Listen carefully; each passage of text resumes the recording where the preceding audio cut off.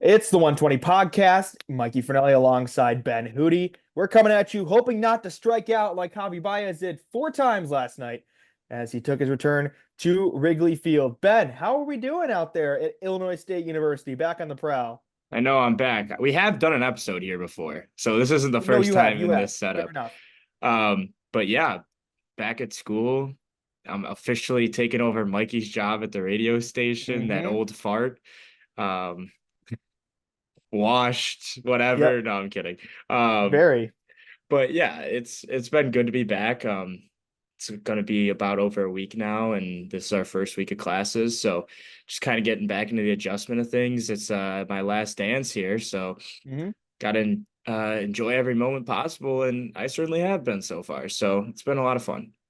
I think wash is the wrong term. I think it's lack thereof of washing right now or shaving, bathing. That was the first thing for yeah, the first thing that I said when we hopped on the Zoom together. I was like, "Oh, my beard!" Like for Yeah. Nelly, One it of my looks good biggest, though. I think it looks good personally. thank you. Some One of other my people biggest might not, but podcast inspirations is Smartless, which is hosted by Jason Bateman, Sean Hayes, and Will Arnett. And they interview their friends, celebrity friends, and things like that. It's just a good time.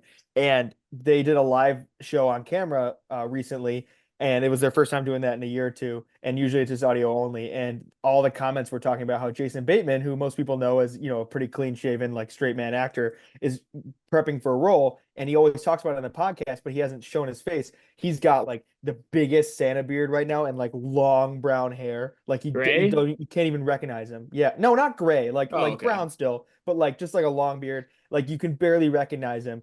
And that's must have been how Ben felt when he hopped on here today. Yeah, I mean, I've seen pictures and videos and whatnot because we still keep in touch, obviously. But I sometimes it just kind of blows over my head when you're sitting with someone face to face. It was kind of unexpected. So, but I think it looks good. Thank you. I remember our first Z&D meeting of last year. You and I were joking, saying, I think even put it on Twitter, like this is my first time seeing Ben outside of like a little Zoom box in like months, and that's how Yeah. it's gonna be now for the podcast for a little bit. Except I might see you tomorrow actually by the time this Yeah. releases. I'm ending on ISU, but for the night for from different reasons. But we'll still see each other when we can. I mean, Ben's taking over the gig, so let's get to the Chicago Cubs baseball team.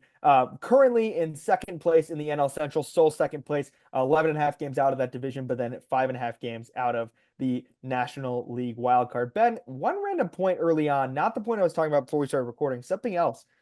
Do you feel generally this baseball season has kind of just flew by?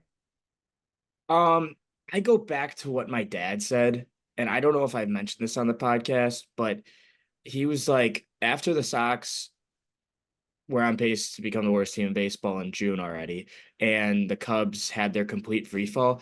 It kind of feels like baseball season's been over for months because I feel like this is the first time, and it might be because of the Bears hype, especially because I don't think Yeah, there's ever been Bears hype elevated to this level. on a national stage, no. National too, where it's like it's not the summer of baseball in Chicago, it's really the summer of Bears. In terms of when you say baseball season in general flying by, I think this has been it's felt pretty quick, and I know we're going to talk more about it, but Mhm. yeah, it's definitely feels like it's flying by. I mean, what we got little a little over a month left Yeah, until 35 games. postseason ball, so Yeah. crazy.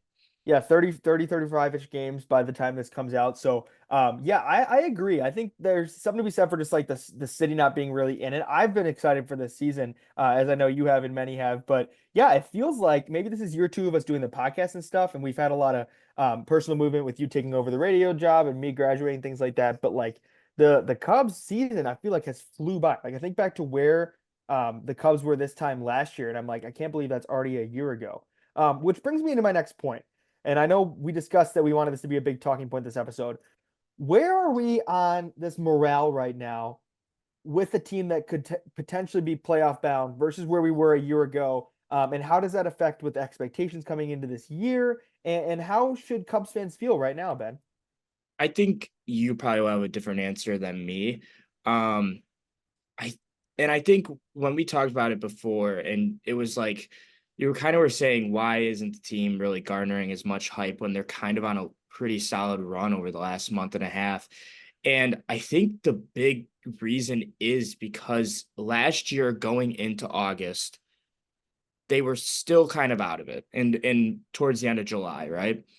Yeah. But they went on that 9 game winning streak and that pulled everybody in with so many great moments across that 9 game winning streak too, like the Talkman catch. And then I think the winning streak ended up getting snapped. And then they, like a week later, they were playing the Crosstown Classic pretty deep in August, maybe potentially, if I'm not mistaken. Hmm. And Morel hits a home run, and it's like people were buying in. And this run, it just feels like they're finally about to get momentum and like, hey, maybe here comes a win streak. For example, like this weekend, it was like, holy crap, 2 games against the Blue Jays, which is a team I would say that's kind of similar to where the Cubs are at right now. They could go for the sweep on Sunday. What did they end up getting, like 2 hits and get shut out in a 1 run game? One nothing. Like Yeah. then it just like deflates everything. So honestly, I'm not like I as much as disappointing as the season has been, I do like where the team is at heading into next year. Like Mhm. I'm almost starting to feel better about next year just because of the fact of yes, the team is not at all what we wanted it to be or expected it to be because of that June free fall, that May June free fall.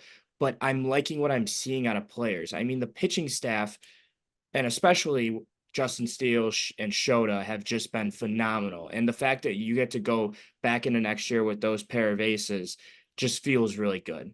I love what I'm seeing out of the rookies, like Michael Bush and PCA. Like I think I mentioned in our last episode, but that's been like the thing that like has just been like really nice for me to see personally. That they Bush has been pretty good all season long, but especially PCA's turnaround. Like he's been a really, really solid player over the last month and a half. And I don't think enough people realize that because the stats still don't look as good because of how bad of a start his career got off to. But he still hasn't gotten caught stealing yet. He's played phenomenal defense, and the bat is only getting better. So it's just as much as the season was disappointing, I really like the direction they're headed into for next year. Yeah, looking over August, it was a lot of these just instances where, as you mentioned, Ben, no like crazy win streak that kind of pulls you back in, but just winning series again, like playing winning baseball, making you think where they could be if they didn't have that complete free fall because you're playing winning baseball. You're getting the Cardinals in 3 out of 4, you're getting the Twins in 2 out of 3, sweeping the worst team in baseball history. Then you're getting swept by Cleveland for your first technical sweep of the year. I do have another point I want to say. Um, I think another reason why, and it's crazy because you were talking about this before we went on, the Jeff Passan tweet that came out about how the MLB is so wide open this year. There might not be, I think it was since 2012, the first time everyone's on pace for under 100 wins. Every team in Major League Baseball is on pace for under 100 wins. So it's like the most wide open. But there is another point that I want to bring up that we probably don't take into effect. Last year, those last two wild card spots that were up for grabs, extremely weak, if you remember. I'm pretty Hmm. sure the Diamondbacks only got in with 84 wins. And it feels like the last wild card spot this year is probably going to get in with maybe 87, 88 plus, right? Hmm.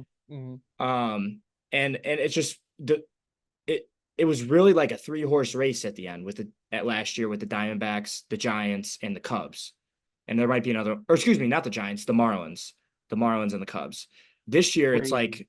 it's like a 7 horse race to get that last um, wild card spot because there's two really good teams out west who are literally on the Dodgers' heels right now with the Padres and Diamondbacks.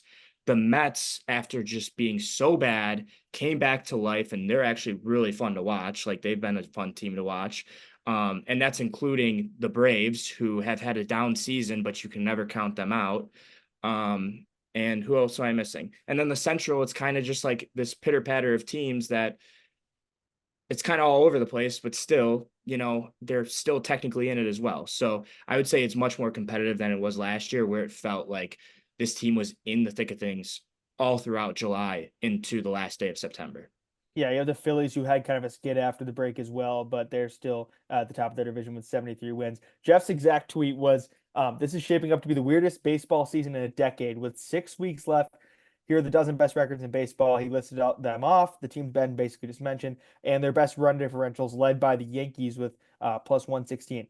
The meat of the bone of his tweet was the bottom here, which says the best team in the MLB is on pace for only 95 wins. The last year without a 100 win team, as Ben mentioned, is 2014. Similarly, the last time the top run differential in baseball was less than 231 was also 2014. It's barely half at the moment. All of this to say, a year after a 90-win wildcard team faced an 86-win wildcard team in the World Series, the 2024 World Series looks as up for grabs as it's been in a long time.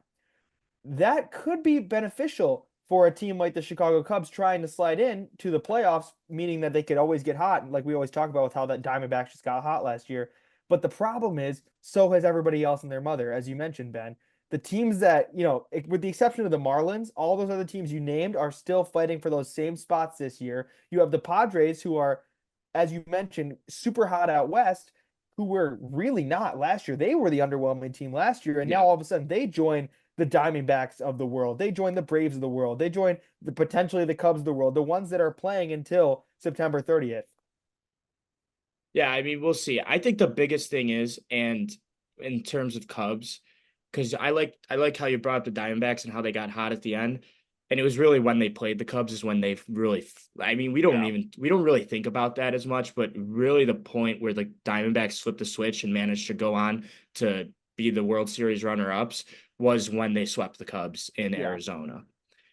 That's the kind of run the Cubs need because we were sitting here probably a year ago. Honest to God, we were sitting here probably a year ago, and we were thinking, who are we gonna play in Right. October? Right. Like this time last year, we were Right. so it felt so comfortable. And you know what? Those teams at the top, like the Diamondbacks, Padres, Braves, not the Braves. I think it's the Mets actually, which is crazy to think the Braves might not make the playoffs this year. But either way, um, they feel like they might be sitting pretty. All you need to do is go on a nice little run over Right. this next month and a half, and we could be talking about a whole different wild card situation than what we were, similar to how it was last year. And that's kind of where it opens up with this 16 or these three teams in the wild card now. Right. One of these teams will have to skid in September because somebody's got to lose, which is what happened to the Cubs last year. And then, yeah, and then the benefit of that is when the train starts moving, it potentially doesn't stop. So you have a team like the Diamondbacks, which didn't look like they were going to make the playoffs September 1st, who went all the way to win the National League. So that could be huge for the Cubs, which brings up a good point that I think I talked about in our trade deadline special. But this roster, now that everyone's relatively healthy, looks like a team that I'm excited for moving forward. I mean, Yeah. you got to think about how many of these guys, with the exception of maybe Ian Happ, have had such a down year. I mean, it's really bad. And you look at this roster, and if these guys are playing to half their potential together next year, as they have been for the last month and a half for the most part, this could be totally different. And I hate to just say the whole there's always next year tired thing that you're going to wheel the same team out there. But I think they're making the right tweaks where, like, yeah, they might get hot this year, but like they're doing the quick things here. You were talking today on text about how much you love this Neely decision and how much, I mean, I don't know if you love dropping Hector Neris, but I mean, one thing has to fold for another. And that's kind of where I wanted to go with next after this, because that was obviously huge news. I mean, the Cubs just cut their closer of this year. Um, Signed him and for this year. yeah, and it was the right decision. Hmm. Um, I that's kind of what changed the season in a way because it's still weird because they're not over 500 yet and they haven't really made the run that we want them to. But some of the moves and just the bullpen has just been phenomenal, man. Like we really don't think about and take that into account just No. how good the bullpen is. And I can't wait to see Neely. Like he is just a beast. Like he just looks like a beast. He's a good looking dude. He's got a stash and he's 6'8" and can whip the ball at 100 miles per hour. But Yeah. just going back to that bullpen, like Tyson Miller has been absolute nails. What a pickup by Jed, just swooping him off waivers um when the Mariners decided to part ways with him. We were actually I was recording here when they when they traded for Tyson Miller. Remember Yeah. that? Yeah. Yep. So Tyson Miller has been awesome. Porter Hodge, which was a name that we mentioned in the preseason as a potential bullpen arm. I'm pretty sure Alex Cohen mentioned him as well when he was still in AAA. He has been phenomenal, and it almost looks like he might be the one taking over the closing role going forward. Who else am I missing, Mikey? I mean, oh, Jorge Lopez, another great pickup. I mean, I think he's given up like 2 runs in his time with the Yeah. Cubs. The We knew that bullpen, would happen. We talked about that on this podcast that right? that was I mean the whole I knew why he had to leave the Mets and we get the exit, but like we knew that would happen. And this is a bullpen that lost their best reliever at the trade deadline in Mark Leiter Jr. And the bullpen has probably been their biggest strength for the last month and a half. So, I mean, that has been just really refreshing to see.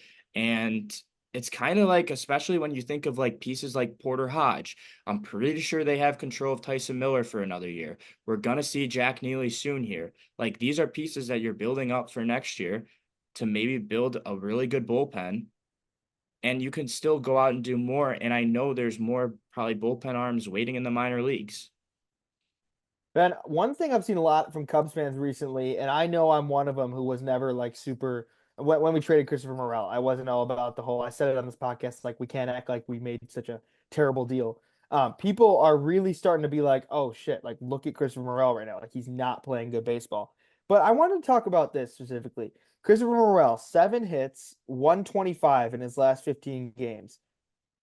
Isaac Paredes, 7 hits, 137 in his last 15 games. I don't know. Is it just like is it just a wash at this point? What do we need to see from Paredes now moving forward in this next last month of the season? Because we can't hate on Morale too hard without turning a blind shoulder to what's going on with his trade target. Yeah, I've been seeing this discourse on Twitter too. Not it's the Morel stuff's kind of died, honest to God. It really has. In terms of like fan being upset about it.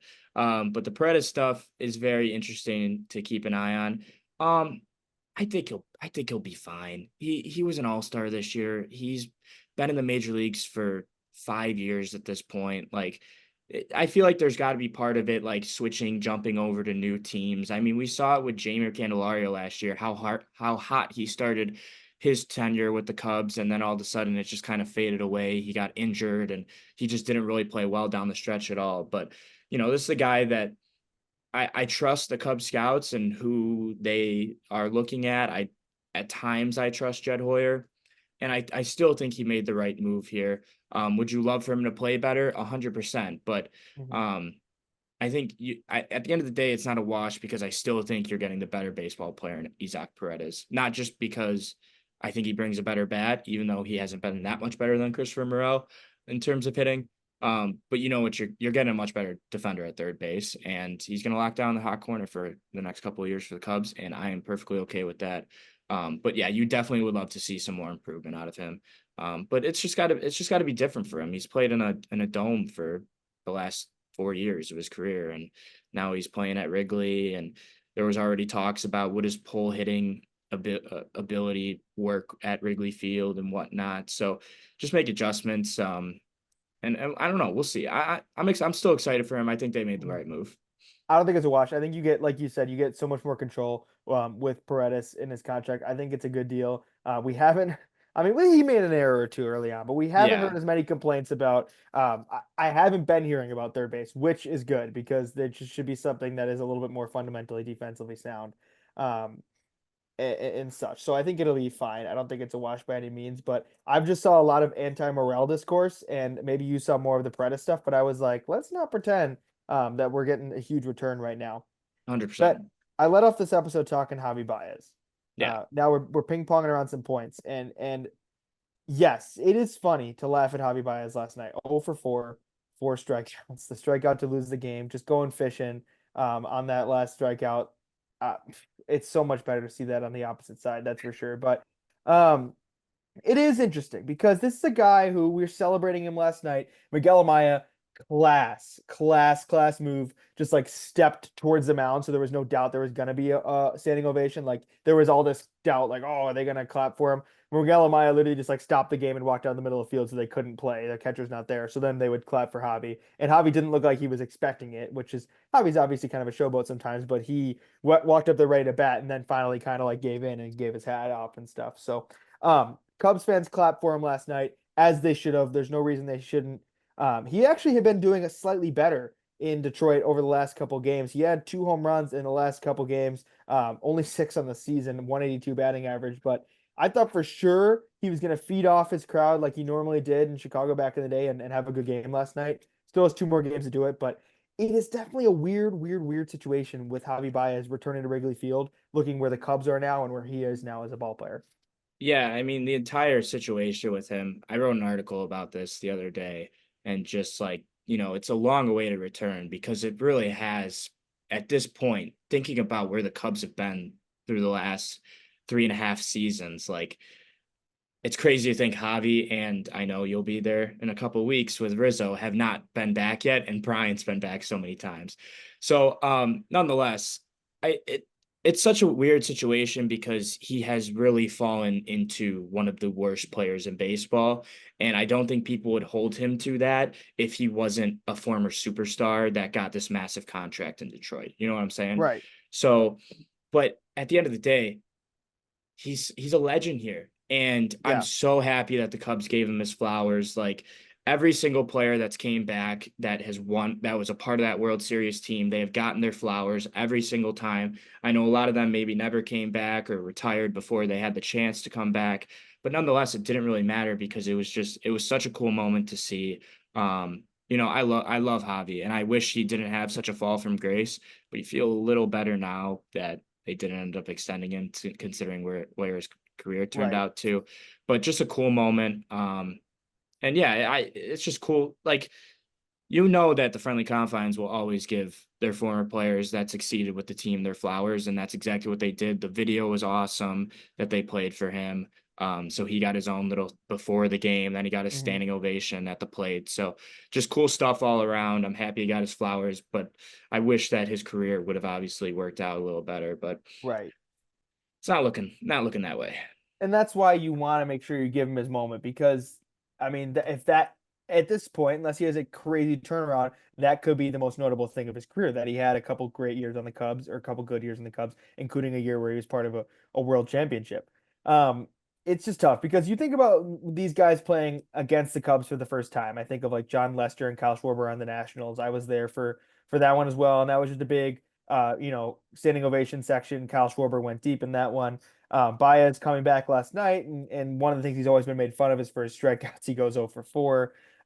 Rizzo, we haven't seen yet. Hopefully, he's healthy in time. Bryant, we've seen a million times, and he's openly said, I don't really want to do the charade every time, which I get it. He just wants to play ball. And Wilson, who is Loki becoming a Cubs killer every single time we play him, multiple times a year, being our closest rival.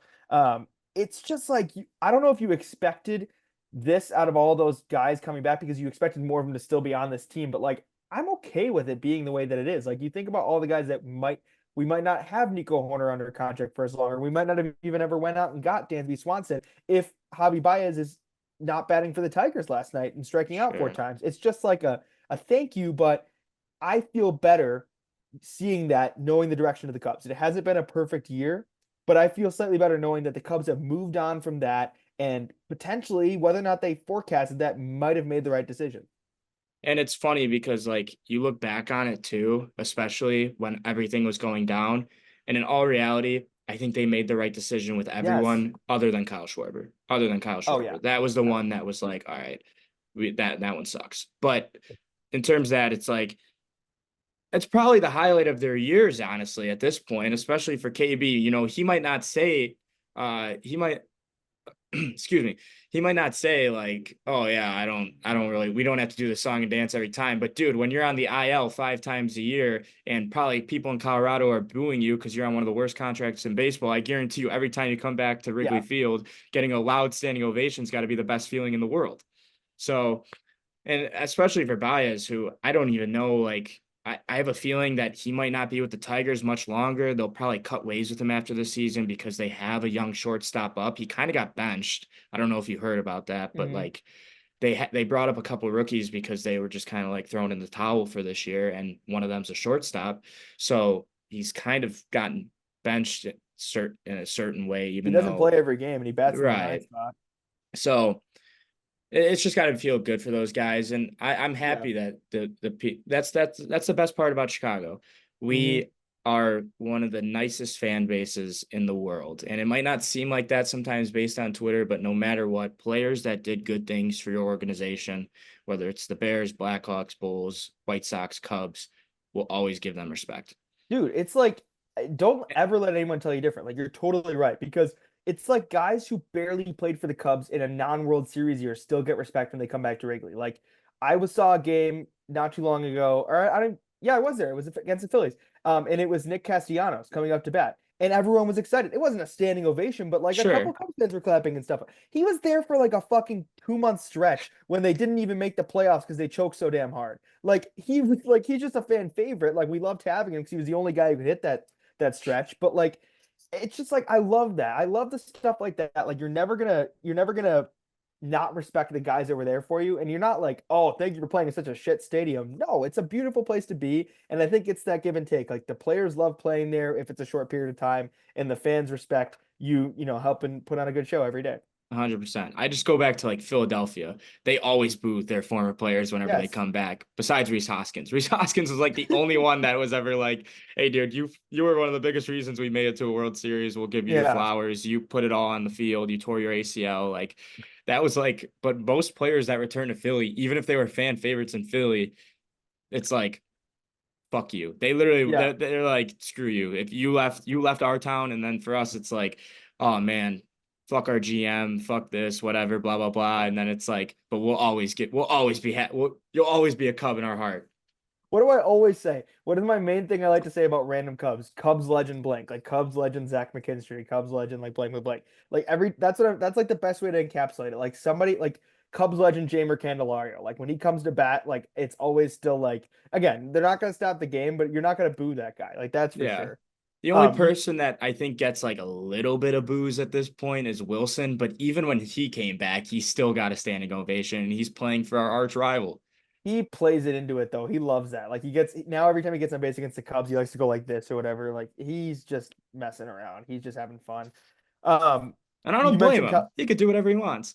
Kyle Schwarber in there a couple days ago. I don't forget if I said this to you. I think I did. But this somebody said Kyle Schwarber's career encapsulated in a single stat line, and it's a picture of the post game in Philly, and it says Kyle Schwarber 1 for 5, home run, 28 in parentheses, like it's 28th of the year, 4 RBIs, 3 Ks, and win versus Marlins. That's But what I thought Javi he would gets have. the job done. Yes, He's one of the yes. best power hitters in baseball. And one of the replies said you're missing the one intentional walk of the game.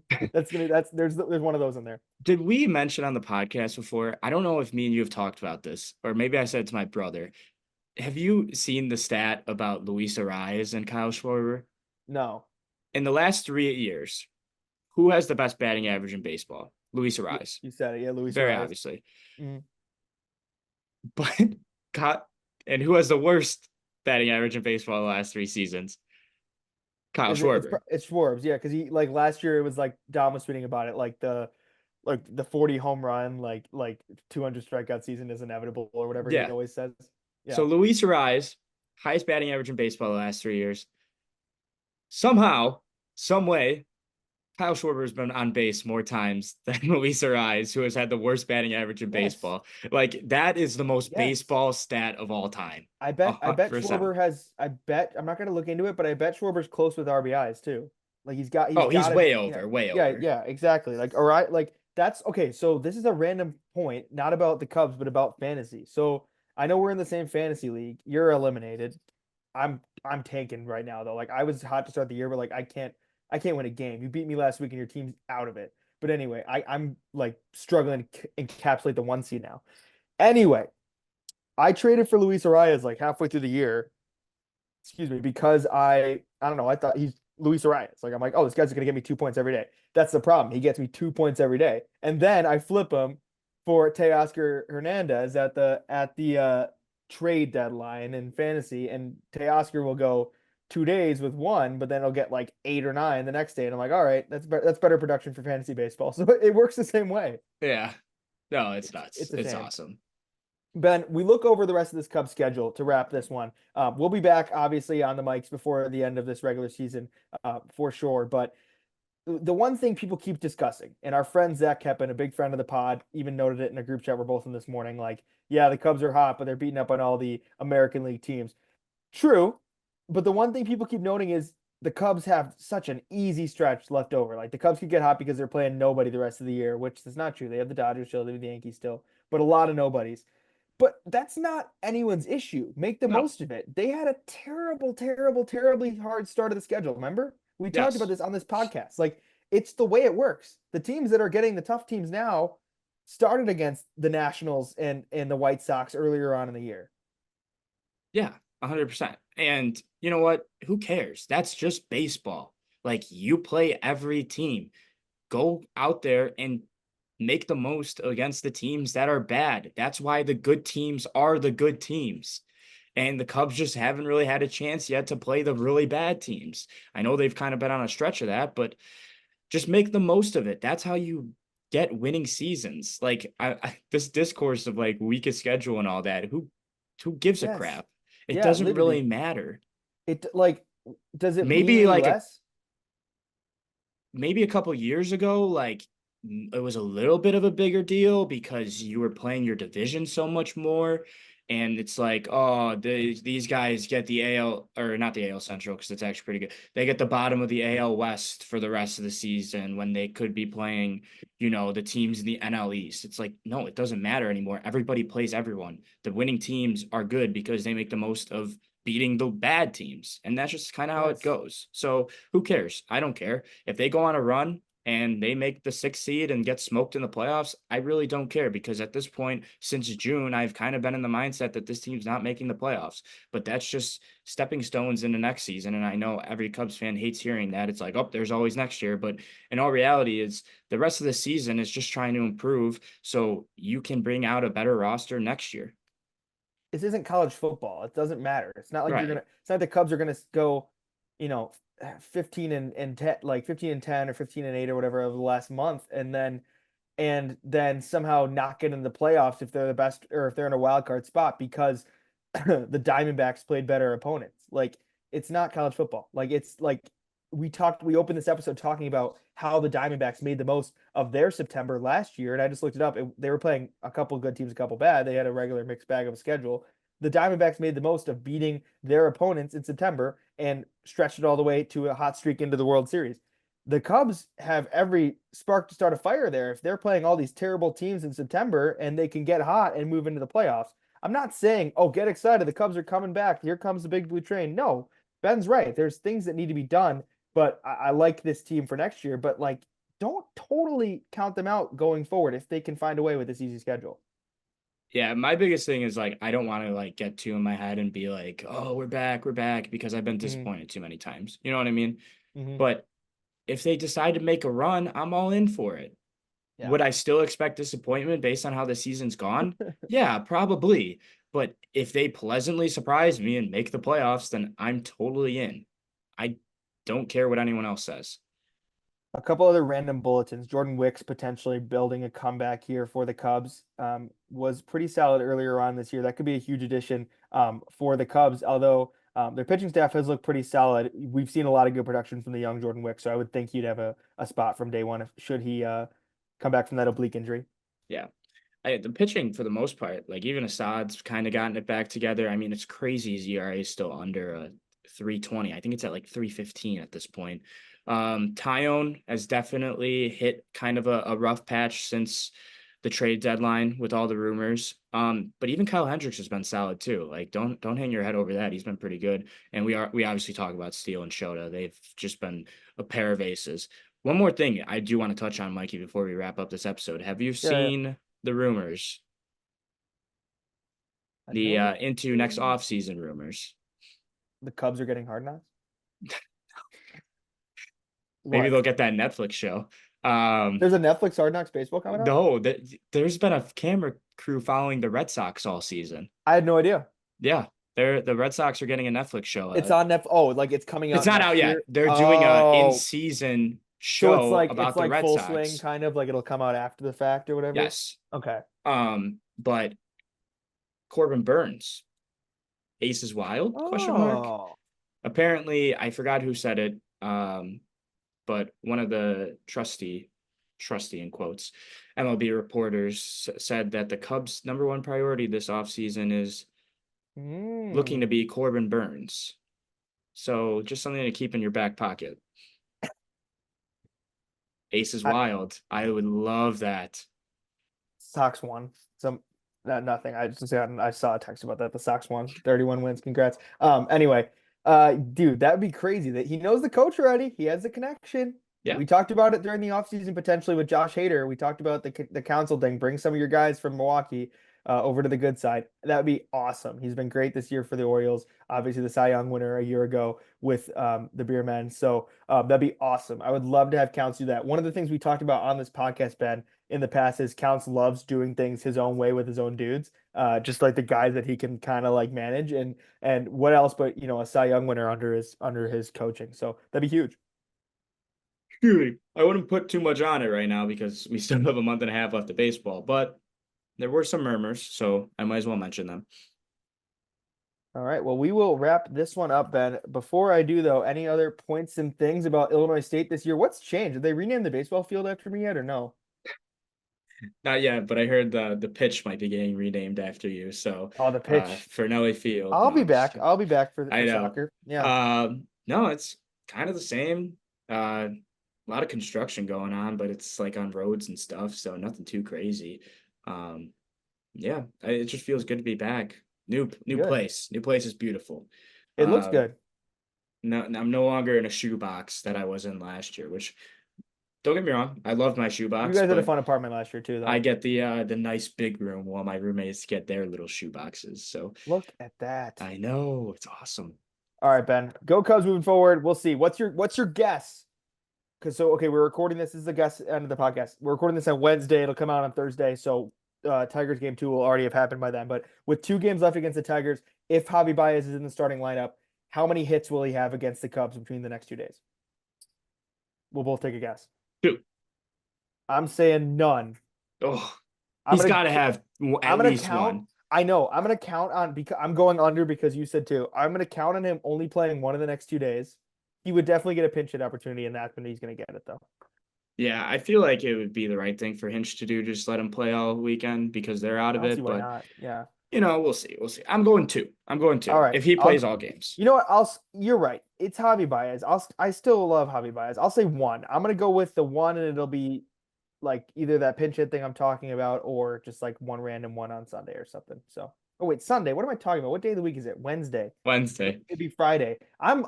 My schedule's off my brain right now. I went golfing this morning. I'm all off. I Hey, played you're good, bro. terrible. I played terrible golf this morning. Did you play well when you played? You said you played like 2 days ago. Mm-mm. I'm not a good golfer, but I enjoy it. So that's all that You do. matters. Wybring or Ironwood? Ironwood. Ironwood. Mm, Okay. old That's stomping those grounds. those who know that one there. But otherwise, if you're not familiar with the golf courses in the Bloomington Normal area, then you have no idea what that meant, and you probably already stopped listening. So thank you and go Cubs. Go Cubs.